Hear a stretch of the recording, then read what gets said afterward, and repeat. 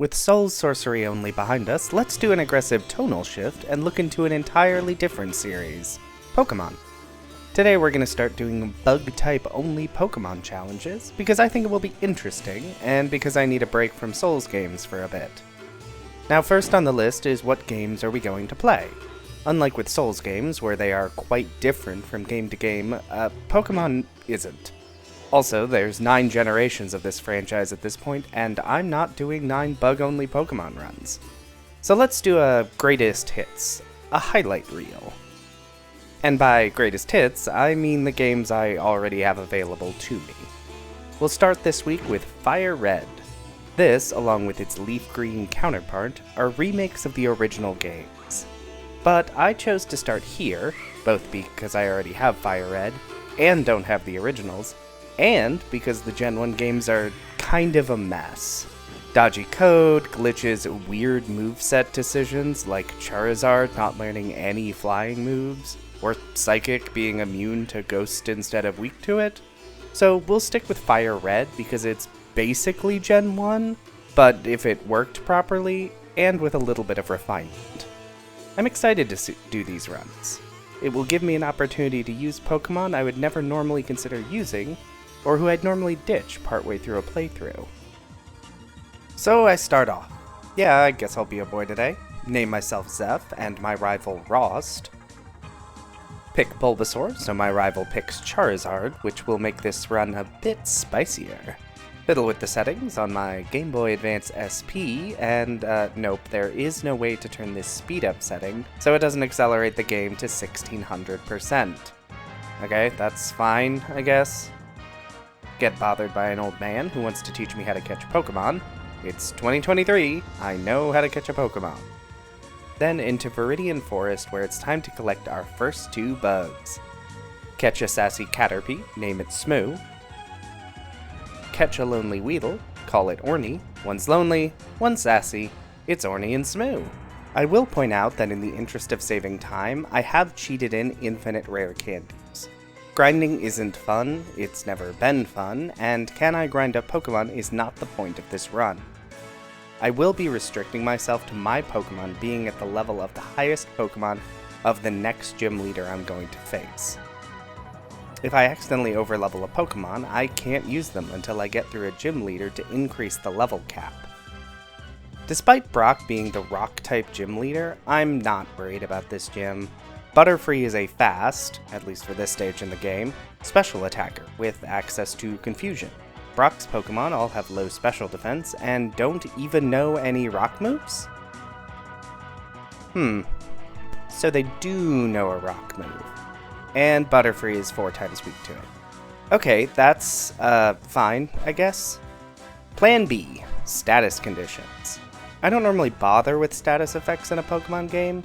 Usually it just works to one-shot everything with a super effective move, but I'm only going to have weak bugs, so I will need to improvise.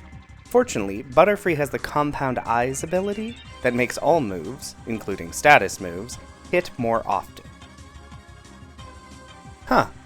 Rare Candy Cheat ate my potion. Guess we'll make this a no items in battle run too. Gym 1 down, and we head to Mount Moon to find our 3rd bug Pokemon, Paris. Paris is a bad Pokemon, because of its incredibly bad bug-grass typing, making it have 2 4 times weaknesses to flying and fire, plus a host of regular weaknesses to go along with it. It's also statted to be a bulky defensive Pokemon, which is a decision Game Freak made, but maybe it'll end up being useful. I find my first Paris and kill it by mistake. Find another Paris, also kill that by mistake. Find a 3rd Paris that I catch. It's quirky, so I name it Nido. Boost my level to face down Misty, which is an easy fight. She doesn't have any attacks good against mine. Sleep Powder into Confusion took down Staryu and both her potions. Poison Powder and Beedrill's Twin Needle took out Starmie.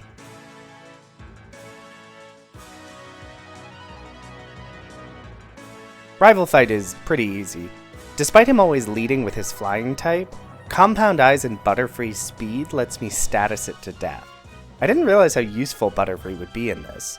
Its typing is trash, and both are physical typings on a special attacker, but those statuses are killer.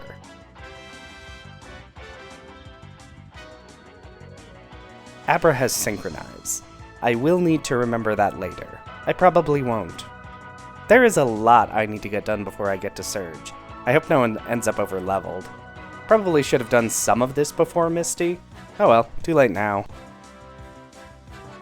Nido can learn Dig? Okay, I'll take a ground move on my best Pokemon for Lieutenant Surge. Next, on to the SS Anne. This place can't be revisited once completed, so I quickly check Bulbapedia, and nope, nothing here I care about. Face my rival, and lose for the first time. Bad accuracy and my best move getting disabled ends up getting me killed. I also switched in Paris to Dig against Charmeleon. This was an interesting choice, considering Paris takes 4 times damage from fire. Second attempt, I one-shot Kadabra and have good sleep luck against Raticate. Massage an old man to get Cut, catch the first Pokemon I find to teach Cut so I have my first HM Pokemon. Quick save, quick load through the worst puzzle ever designed, and rare candy my party up to level 24 to face Lieutenant Surge. Grass typing and Parasec's high defense make it very useful in this fight. Dig also does some good work. Then Surge tries to double team, but Paris does more work and wins the fight. Nido does get paralyzed, but ends up ignoring it 4 times in a row. I switch in Smooth to finish off the fight, but only after I put the Raichu to sleep and I learn that Lieutenant Surge has a full heal. He hands me garbage and I'm on my way. On to Rock Tunnel, where the power of Google sees me through. What is this lady's sight range? Pop by the department door in Celadon to see if they have any good TMs. No. Grab another Knotbug so I can fly/fast travel. And clear the path to Erica to face the Grass-type gym. All of my Pokemon are Bug, Flying, and or Poison, so I'm not worried about this fight. Except I should have been. Every one of her Pokemon can paralyze me and are more durable than I expected. Doesn't help that we're starting to reach the point where the stats on my squad are falling behind the curve. Wait, you can use powder moves on grass Pokemon? Why did I think you couldn't? Well, time to status my way through. Giga Drain, finally a useful TM. It goes to Smoo as my only special attacker. Okay, so the next level cap is 43, both Sabrina and Koga, so I finally have some level breathing room. Chat with this old dude for a bike voucher that I then turn into a bike. Crap. I forgot all about this Snorlax. I really wanted to go to Fuchsia to get my last 2 team members, but that'll have to wait. Into the game corner and the crime base underneath. Area is short and easy. Giovanni is also easy thanks to my grass moves. Until Kangaskhan, who absolutely wrecks me. Tower Rival is fine, accuracy boosted sleep power is busted in this game. Reach the top of the tower and grab the Poké Flute. Time for Fuchsia. So I fly back to Celadon and then run around trying to remember where the Pokemon Center is in this stupid town. Oh, right, it's where I landed. Wake up a Snorlax, which I have no luck fighting.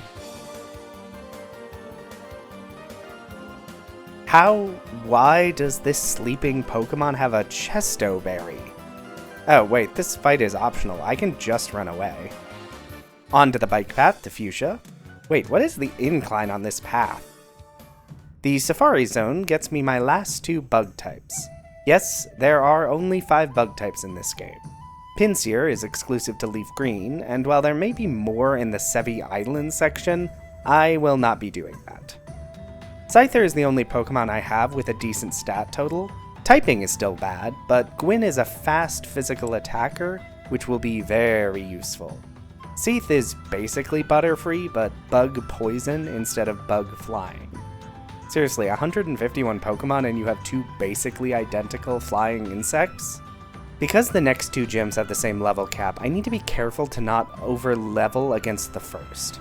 I clear the gym path to Koga to make sure I can challenge him without any additional fights, and head on to Silphco.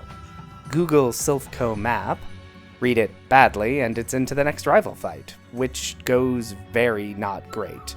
He leads with the Pidgeot and then brings in Charizard. The worst start, and my whole team gets swept. Only my Scyther is faster than either of them, which gives me an idea that will carry a large portion of this run.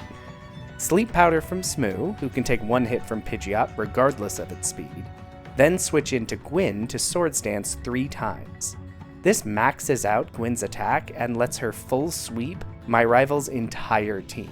While Ross' team is offensively dangerous, it has no defenses for max attack Scyther.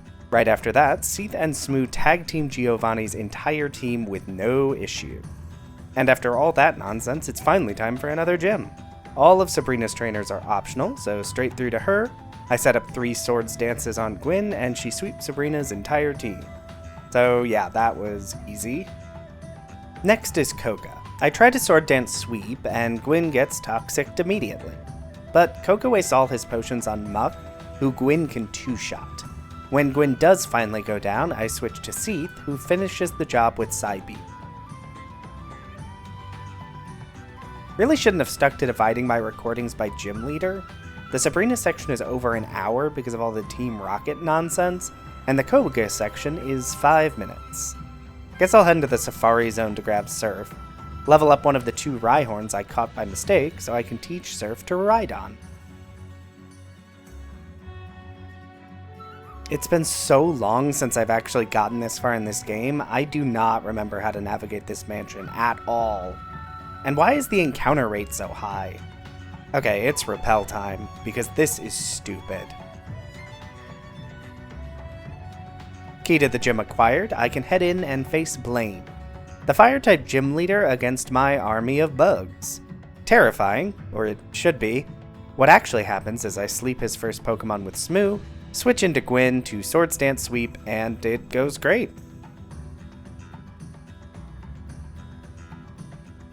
Bill swings by to invite me to the Sevi Islands, which I know out of so I can continue doing the actual gyms. I skipped the Sevi Islands both because I wanted to stick to the original Gen 1 content, and because I just didn't want to do it. Back to Viridian City for the final gym leader, Giovanni. Can't use Swords Dance Sweep on him because of all the rock types, so I lead with Smoo and sweep his entire team. Smoo having status powders, Psybeam, and Giga Drain means nothing in this gym can stand up to her.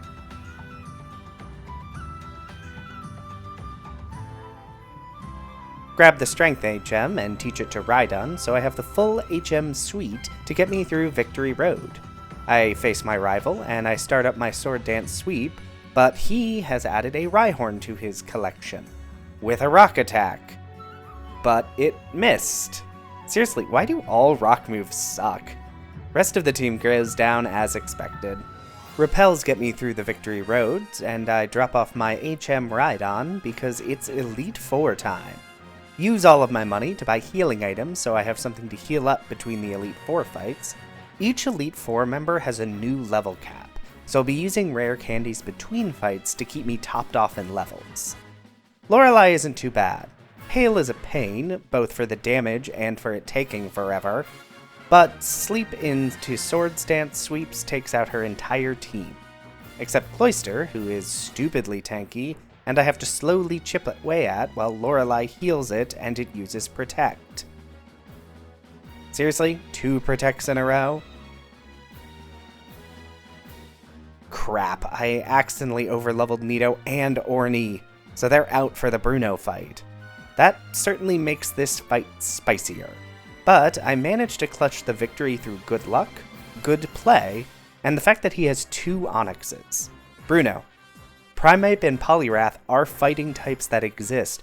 Why do you have 2 Onyxes? They have 2 4x weaknesses and a lower attack stat than the Bulbasaur I threw in the trash and forgot about. Agatha doesn't go great on my first attempt.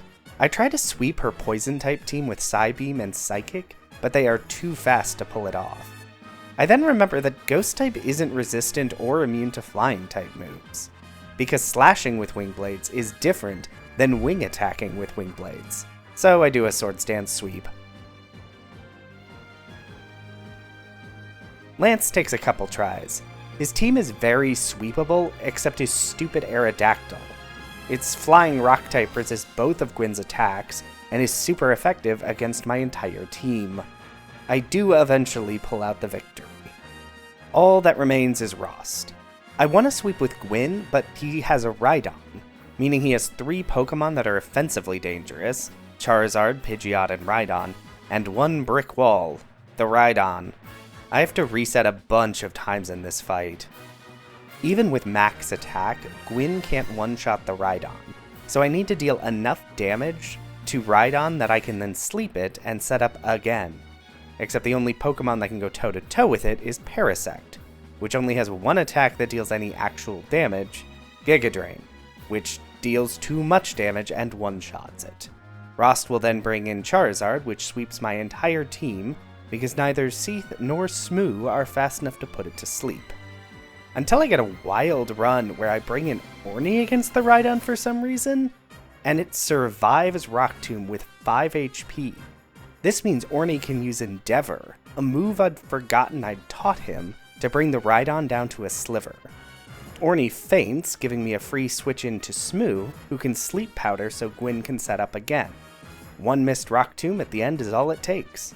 Gwyn sweeps the rest of Rost's team with Wing Attack. And with that, the Elite Four is beaten and the run is over.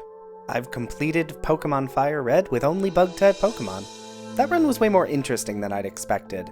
I'd never really realized how strong status moves were in these games. Compound Eyes Sleep on both Smoo and Seath carried this run at a bunch of places.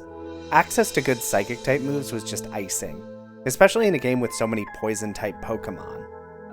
Nido's typing may be trash, but the times it was good, it was really good. Aside from its obvious weaknesses, its defenses were good enough to hold out against pretty much any non-fire, non-flying attack. Gwyn was great. I knew Gwyn would be great. Scyther is the only one of these Pokemon that is normally good in a playthrough. High attack and high speed really make Scyther a dangerous thing on the team. Orney is the one that really surprised me. After the very early stages of the game, Orney didn't really get much play.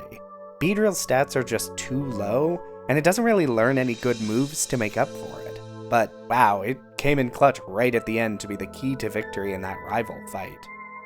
Well, that's this run. Next Friday, we'll continue with the next bug-only run in Pokémon Platinum. What? I didn't say you were trash. I said I threw you in the trash.